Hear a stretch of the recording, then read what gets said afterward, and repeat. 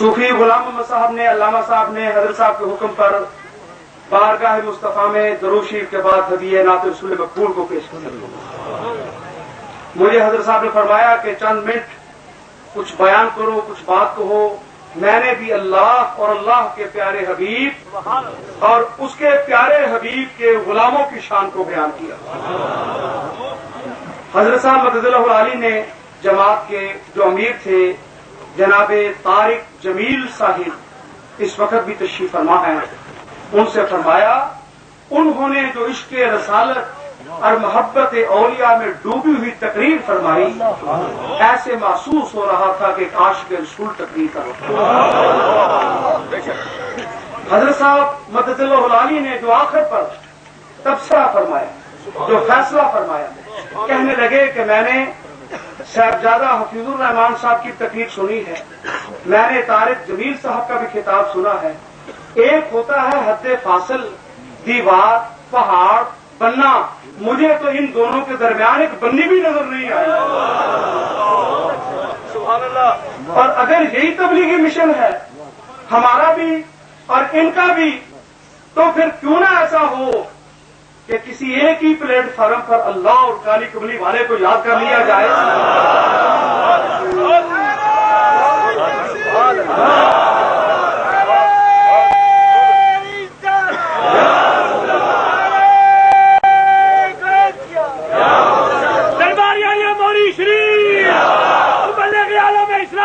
محمد معصوم خان، ان میں جنرل حمزہ صاحب بھی تھے، تشریف فرما ہے۔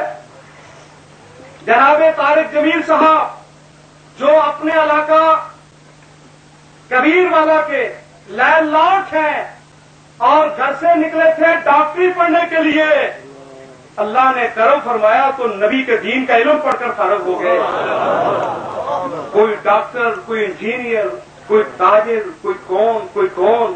حضرت صاحب نے فرمایا پھر ایسا ہو کہ کیوں نہ 9-10 اپریل دربار شریف میں جو سالانہ عرص مبارک ہے آپ بھی اس میں آئیں اور اسی میں اللہ کا ذکر ہوگا، اللہ کے حبیب کا ذکر ہوگا۔ انہوں نے کہا بالکل ٹھیک ہے، الحمدللہ کہ رائے گنج کی طرف سے اس وقت چیف صاحب کی قیادت میں 25 امراء کا امیر یعنی جو جماعت کو چلانے والے ہیں 25 امراء پر مشتمل ایک عظیم جماعت کل سے عصر کی نماز سے لے کر اس وقت تک ہمارے ہر پروگرام میں نعت رسول میں، حمد باری تعالیٰ میں، عشق رسالت میں، محبت اولیاء میں، ذکر میں، فکر میں، مستی میں، کیف میں، رقص میں اور ہر کیفیت میں اس وقت جیسے یہ مستانے شامل ہے ویسے وہ بھی ساتھ شامل ہے،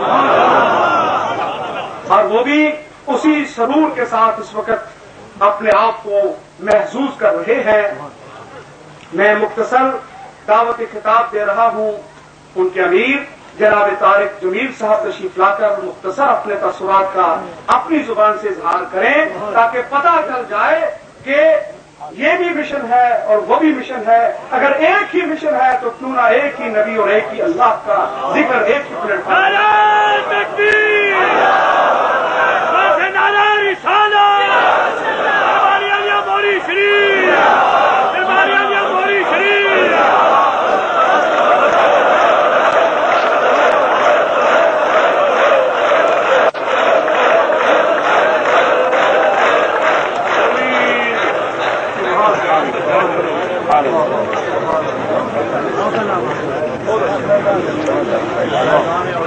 الحمد لله الذي تجري بأمره المقادير وخلق كل شيء فقدره تقديرا ونصلي ونسلم على أشرف الأنبياء والمرسلين بعث إلى الخلق عامة وخاصة إلى يوم القيامة بشيرا ونذيرا۔ جناب چودھری محمد اکرم صاحب صوبائی وزیر اوقاف حکومت پنجاب خصوصی طور پر تشریف فرما ہو چکے ہیں۔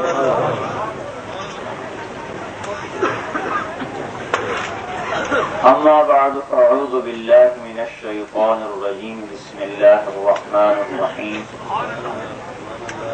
فلا وربك لا يؤمنون حتى يحكموك فيما شجر بينهم ثم لا يجدوا في أنفسهم حرجا مما قضيت ويسلموا تسليما. وقال النبي صلى الله عليه وسلم لا يؤمن أحدكم حتى يكون هواه تبعا لما جئت به. وقال النبي صلى الله عليه وسلم لا يؤمن أحدكم حتى أكون أحب إليه من ولده ووالده والناس أجمعين. وقال النبي صلى الله عليه وسلم يا أبا سفيان جئتكم بخير الدنيا والآخرة. وقال النبي صلى الله عليه وسلم وجعل الذلة والصغار على من خالف أمري أو كما قال صلى الله تعالى عليه وسلم.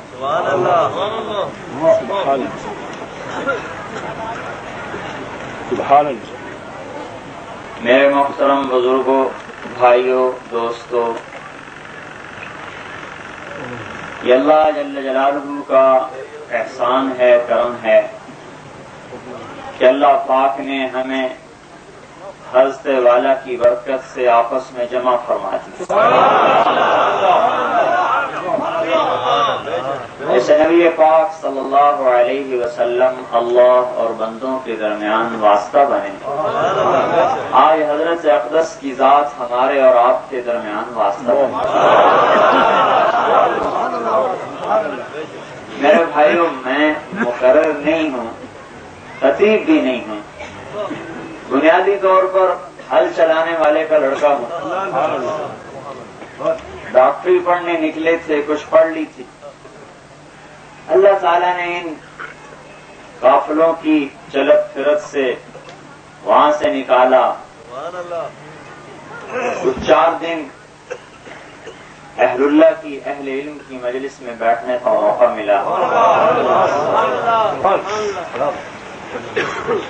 میرے بھائی اور دوستو، شیطان تحریش ڈالتا ہے. تحریش کیسے کہتے ہیں؟ آپس میں بھڑکانے کو. اور آپ نے کیا فرمایا؟ جئت لصلة الارحام، میں جوڑنے کے لیے آیا. ایک حدیث میں آتا ہے حضرت شعیع علیہ السلام سے اللہ نے فرمایا قوم کھڑے ہو جاؤ، تم پر ایک وحی آنے والی ہے. شعیع علیہ السلام کھڑے ہوئے، زبان خود بخود چلنی شروع ہوئی. یا سماء اسمعی، اے آسمان سنو. ویا ارض انصتی، اے زمین خاموش ہو جاؤ. ان اللہ یرید ان یبعث امیا من الامیین، اللہ نبی امی کو بھیجنا چاہتے ہیں. لا یقول الخنا لیس بفض ولا سخاب، جو نہ تر شروع ہوگا، نہ سخت گو ہوگا، نہ بد اخلاق ہوگا. لو یمشی علی السراج لم یطفئ من تحت قدمیہ من سکینتہ، چلنے میں اتنا متواضع ہوگا کہ زمین پر پاؤں رکھے اور اس کے نیچے چراغ آ جائے تو چراغ کی بتی بھی بجھنے نہیں پائے گی تواضع کی وجہ سے. لیکن پرواز اس کی اتنی بلند ہوگی، ثم دنا فتدلى فكان قاب قوسين او ادنى تک پرواز فقیری اور شہنشاہی کو جمع کر کے چلے گا. اجعل السکینۃ لباسہ، تواضع اس کا لباس ہوگا. والبر شعارہ، نیکی اس کی پہچان ہوگی. والتقوى ضمیرہ، تقوی اس کے اندر ہوگا. العفو والمعروف خلقہ، درگزر کرنا، معاف کرنا اس کے اخلاق ہوں گے. 22 برس قتل کی اسکیمیں بنانے والوں کو، 20 برس قتل کی اسکیمیں بنانے والوں کو ایک بول سے فرما دیا لا تثریب علیکم اليوم انتم الطلقاء، تم سب اے مکے والو آزاد۔ بیٹی کا قاتل حبار ابن اسود حضرت زینب رضی اللہ عنہا کو برچھا مارنے والا سامنے آیا ہے، کلمہ پڑھتا ہوا اٹھ کے گلے سے لگایا ہے۔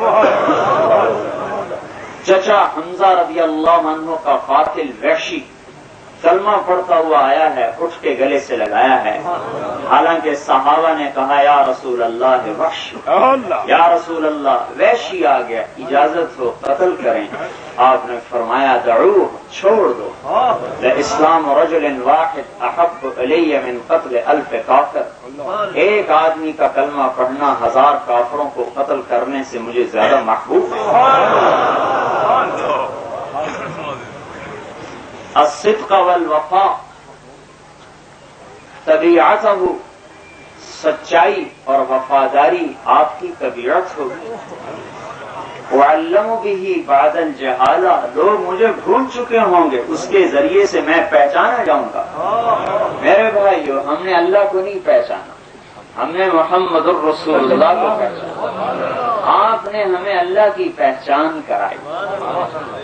ایک بات ضمن میں عرض کر دوں، لو کان البحر مدادا لکلمات ربی، سمندر سیاہی بن جائیں۔ سبحان اللہ۔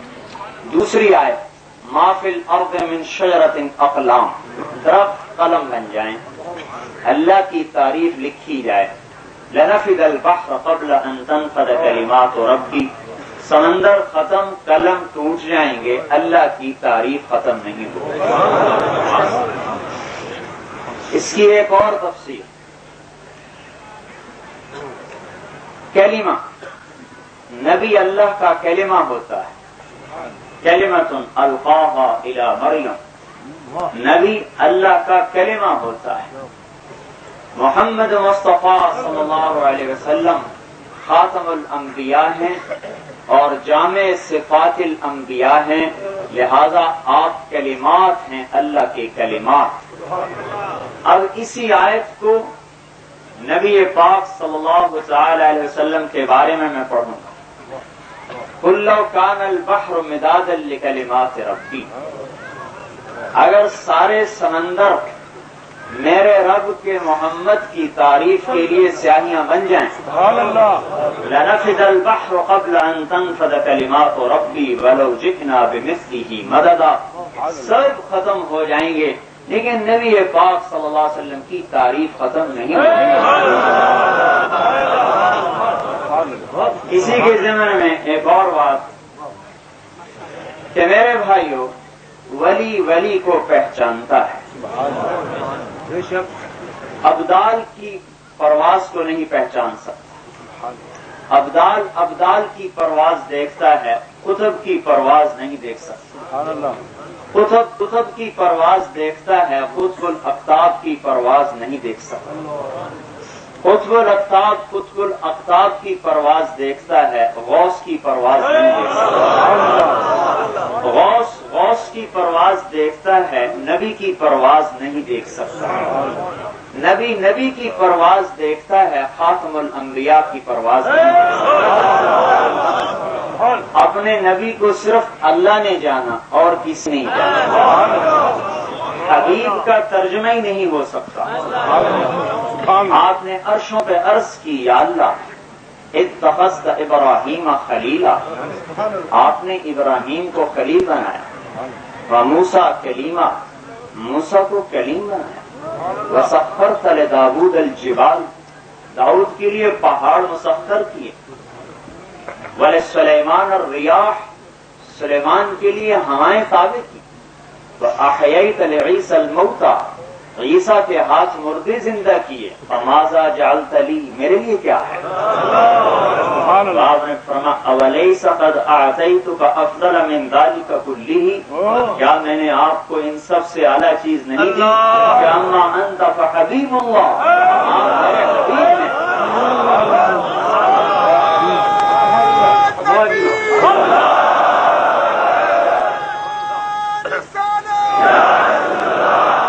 دربار عالیہ ماری شریف. سبحان اللہ. اور فرمایا اگلی بات وما ذکرت الا ذکرت معی، اے میرے حبیب میرا ذکر مکمل ہو ہی نہیں سکتا تیرے ذکر کے بغیر. یہ سب عرش پہ بات ہو رہی ہے. کہاں؟ موسیٰ علیہ السلام پر. ایک آپ کو سائنس کی بات بتاتا چلوں. یہ خلا اتنی بڑی ہے کہ اگر ایک جہاز چلایا جائے جس کی رفتار 1,86,000 میل فی سیکنڈ ہو اور وہ 1 ارب سال اڑتا رہے تو آسمان کے نیچے کی خلا کو ناپ نہیں سکتا. سبحان اللہ. تو اوپر کتنا ہوگا؟